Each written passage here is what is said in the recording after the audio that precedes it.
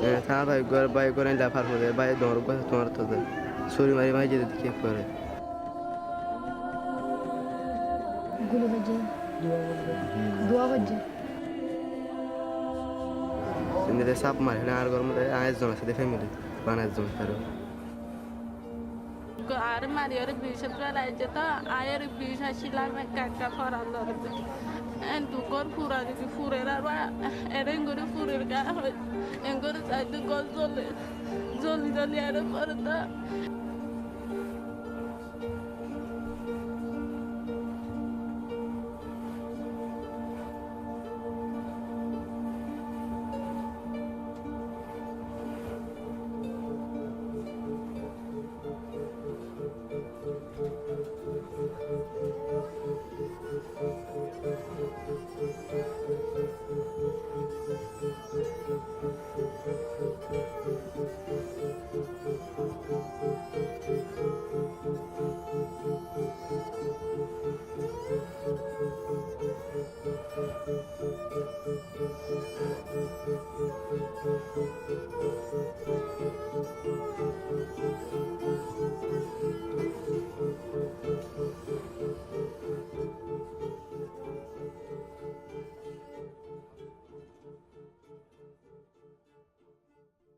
It gets dark in Shaporidip. This faraway island, located in the south of Bangladesh, used to the serenity of a modest fishing village, has become the main place of passage for thousands of people seeking refuge. Here, the silence of the night is transformed with the arrival of the first boat. They flee from violence in Myanmar. In the last months, more than 500,000 men, women and especially children from the ethnic Rohingya minority have landed on these beaches. They arrive from different areas in Rakhine state, the region in the west of the Burmese country where this group of Muslim majority historically lives. The devastation of their villages has displaced more than half of the population to the district of Cox's Bazar in Bangladesh, where previously some 400,000 people were already receiving asylum. Today, the number of Rohingya refugees installed in Bengali soil far exceeds that of those who have stayed in the former Burma. And although Bangladesh has tried to accommodate all asylum seekers, the country also struggles against the poverty of its own inhabitants and the lack of opportunities, and the situation becomes unsustainable. Most of them arrive in barges crossing the Naf River that separates both countries and avoiding the anti-personnel mines planted in several points along the land border. Exhausted and frightened, after several weeks on the run in jungle, entire families disembark with their overloaded suitcases full of memories they rescued from their homeland.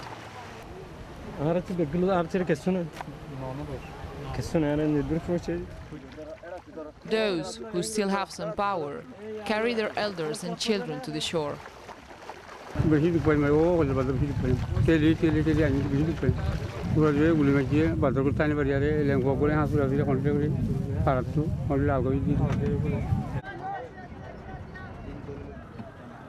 But getting to Bangladesh is not just a traumatic odyssey for most. Many of them have gone into debt to pay the boatmen. Up to $250 per person to travel a journey of just 2 kilometers by boats usually overcrowded.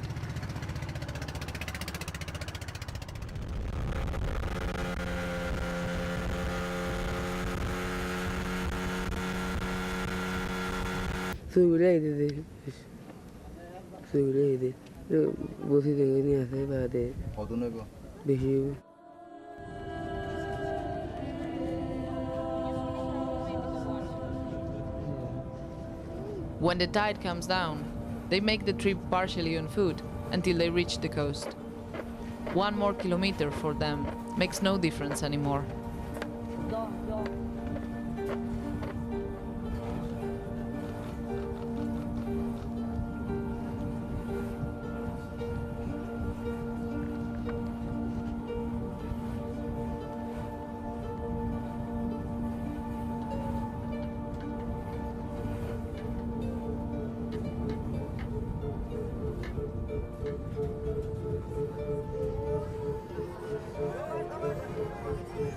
Already on the beach, they find a brief moment of rest in a journey that does not end yet. The police group them on the sand forming rows, waiting to be moved the next day to one of the camps that will, most likely, become their home for the next few years.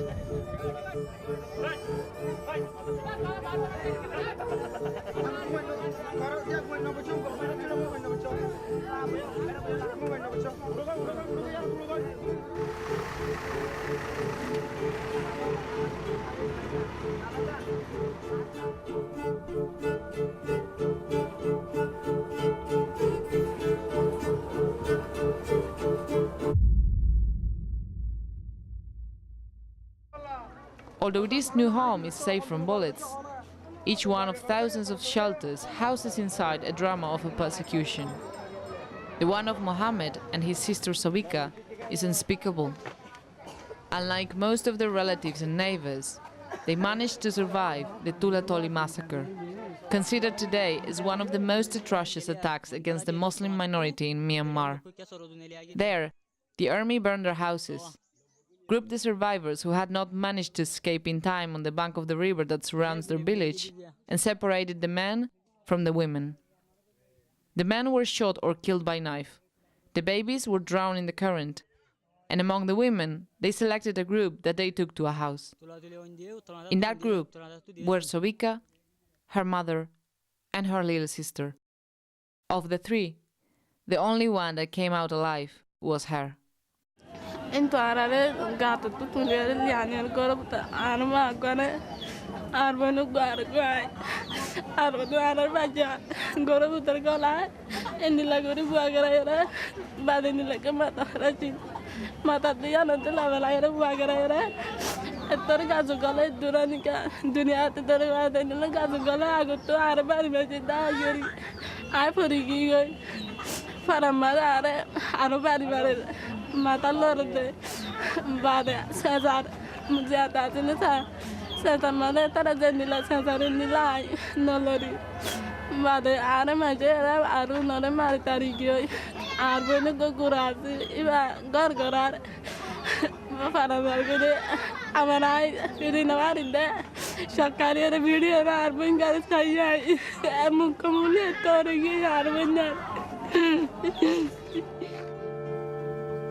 The satellite images show the catastrophe that occurred in Tolatoli and how after August 30th, almost all the houses in the area had been burned down. As if the authors not only wanted to expel them, but also to make sure that they did not have any place to return to. Only Sawika and Mohammed lived to tell what happened to their family. He also lost his wife and his children that day, and this video, together with the memories, is the only thing that remains of them.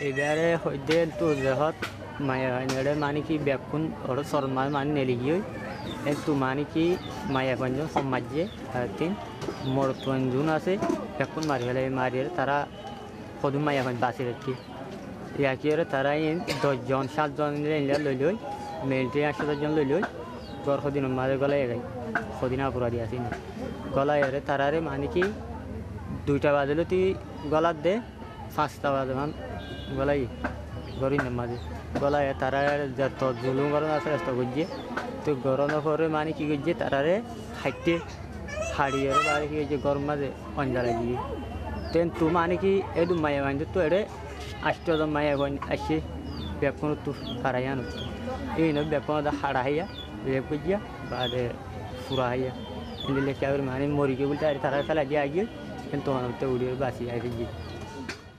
Seen from the sky, their tragic experiences all wave into a single voice, a single image of a humanitarian crisis almost incomparable in magnitude.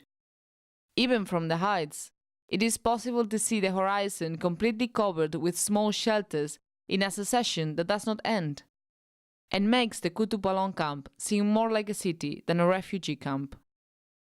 It is one of the main settlements in southern Bangladesh and one of the oldest. The Rohingya have been taking refuge in the country for more than 20 years.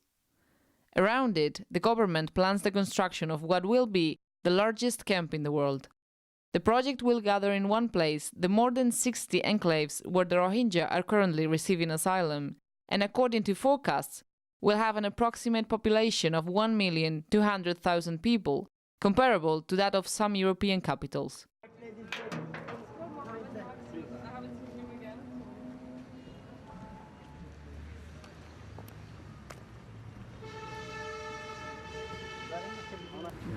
Living indiscriminately, several places, several mountain area. But according to government, we provided the place and make shelter there. Then they will be came together. We arrange all Rohingya. Those people are separately living the several mountain area. We collected together, put in one area. But it's not a small figure. So the financial matter, the making materials, raw materials, the people, plant, everything, manpower, everything. That's what take time. Within 1 month or 2 months, it will be completed. No problem, will be fine. In theory, the field would have a population density of more than 47,000 inhabitants per square kilometer, which overshadows all the most densely populated cities in the world. This greatly increases the risk of contagious diseases, as humanitarian organizations warn. We're really fighting against time before a disease outbreak. The mud, the close living conditions, lack of latrines. I mean, just even if you build latrines, do people feel safe to go at night to use them? Is there proper lighting? You know, if you've just come from a place where you were raped or traumatized, are you going to go out on the road at night? People are very fearful of even coming to the hospital because maybe they can't find the little tent back in the, they will never find their way back.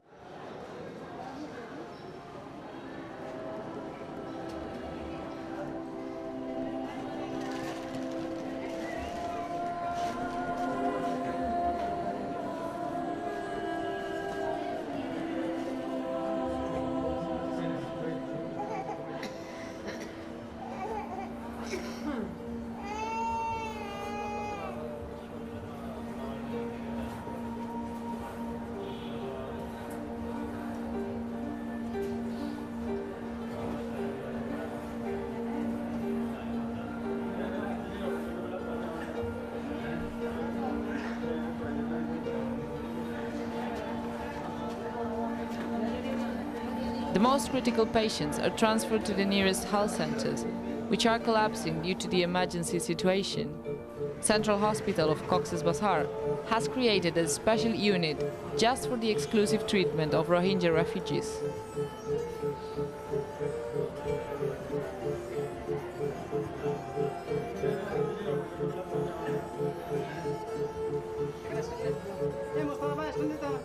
Cases of surgery, gunshot wounds, and severe traumas crowd the corridors of this building.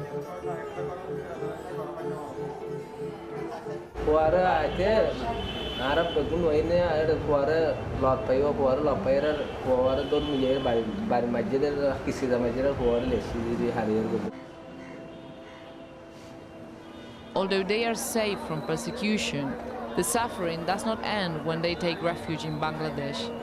The massive arrival of more than 500,000 people to the country in just a few days is for those fleeing violence a new struggle to survive. For days they stayed in the open without being able to take shelter from the rain, which during the monsoon season in Bangladesh can last more than 72 hours in a row, without drinking water and hardly any food. Almost overnight, the needs of the camps tripled. 3 times more mouths to feed, and most of them are children. Over 60% of the Rohingya refugees are minors who have left behind the repression in Myanmar to face hunger in Bangladesh. Each day, between 1,200 and 1,800 infants arrive at the camps, some of them alone, and for them the dangers do not end when crossing the border.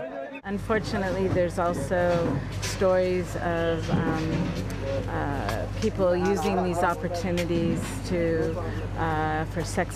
trafficking. We've had stories of young girls being lured into the vehicles with, "Oh, we can provide you food distribution, come with us." And one family almost lost 3 little girls in one day. They just happened to jump out of the car. And this is the other part. You're so traumatized from what happened in this country, and then now, it's not over. The conditions in the camp, the life is so difficult. It's just trauma on trauma on trauma. There's no end to it. And not all children can walk in or cross in the river by boat. Some of them are born here in the camps, like Moatsir. With only 4 days of life, he is already a refugee. Every day in the fields of Bangladesh, an average of 5 new babies are born. Mothers make the trip for them, sometimes 7 and 9 months pregnant. Some give birth in the jungle without any assistance. The most fortunate ones are treated in the clinics of the main settlements. It was challenging at the beginning because we were not prepared for handling more than the number that was previously residing in the camp. So what we did, we scaled up the services. We added some additional midwives and other support staffs, and we expanded the OPD hour. So by that way, we could manage to provide the services to the mothers. Stress accumulated during displacement, coupled with a traumatic experience and prolonged malnutrition, means that mothers cannot produce enough milk to feed their newborns.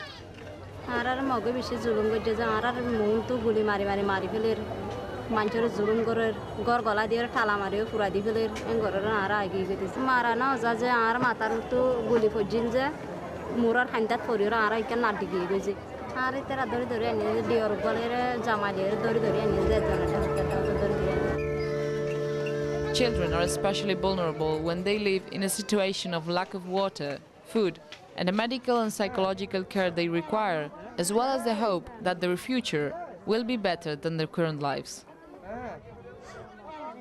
Mohammed's life became a hell when the Burmese army invaded his village. He is also from Tulatoli. Only 15 years old, he has seen his whole family die.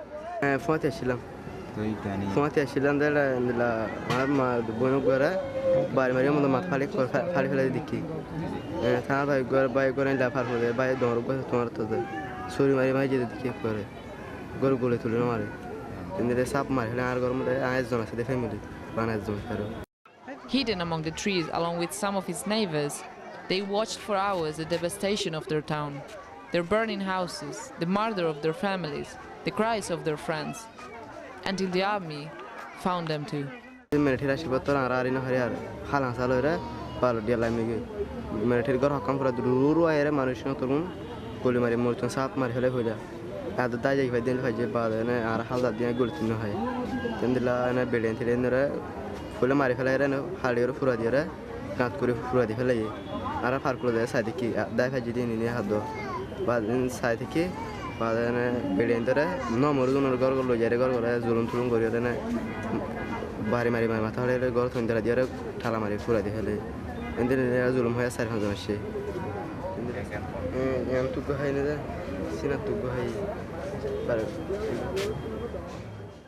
His story matches with that of many other survivors, and the bullet wounds, which have made no distinction between infants and adults, which have left parents without children and children without parents, these wounds tell a story of violence, a tale of hatred against the Muslim minority in Myanmar that the Burmese government has not yet been able or willing to respond to, and demonstrates that the army deliberately attacked and fired at defenseless civilians.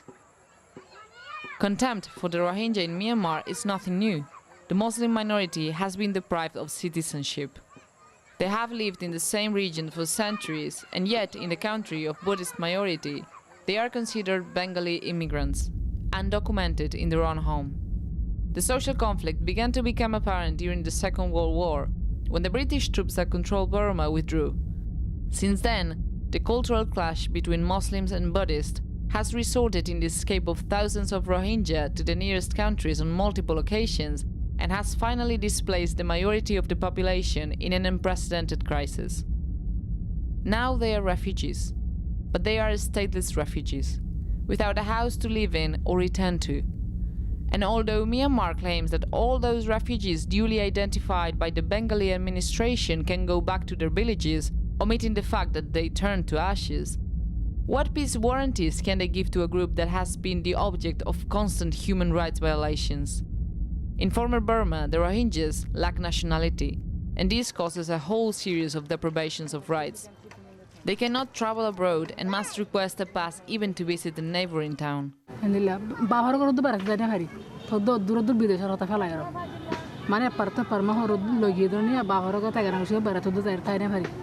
They must obtain permission to marry and pay high fees and bribes that can take several years to arrive.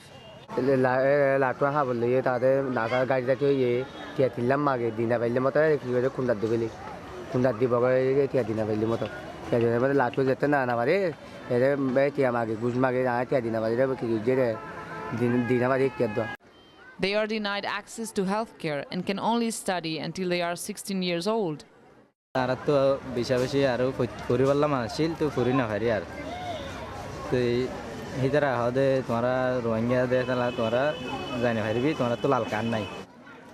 knows that he might never be able to fulfill his dream of going to college. Neither do hundreds of young people for whom the future prospects are divided into two options: being a refugee in a foreign state or illegal immigrant in their own country.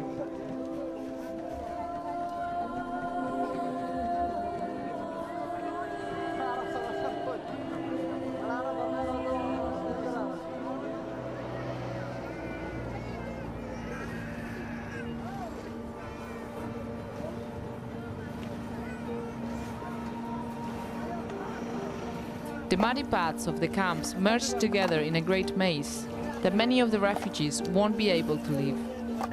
Arriving was not easy. Several dozen people perished in the shores of Bangladesh after having survived the worst atrocities in Burma. Those who did succeed worked day and night in the construction of this small city. They placed the pavement, build houses, clinics, mosques, even small taverns where they can meet and share moments of leisure. They know they are not just passing by. The hustle of these improvised streets contrasts with the silence of the Burmese administration, which only offers ambiguous responses to what is already the worst refugee crisis of recent decades. It is not difficult to understand why Rohingya are considered by many the most persecuted minority in the world.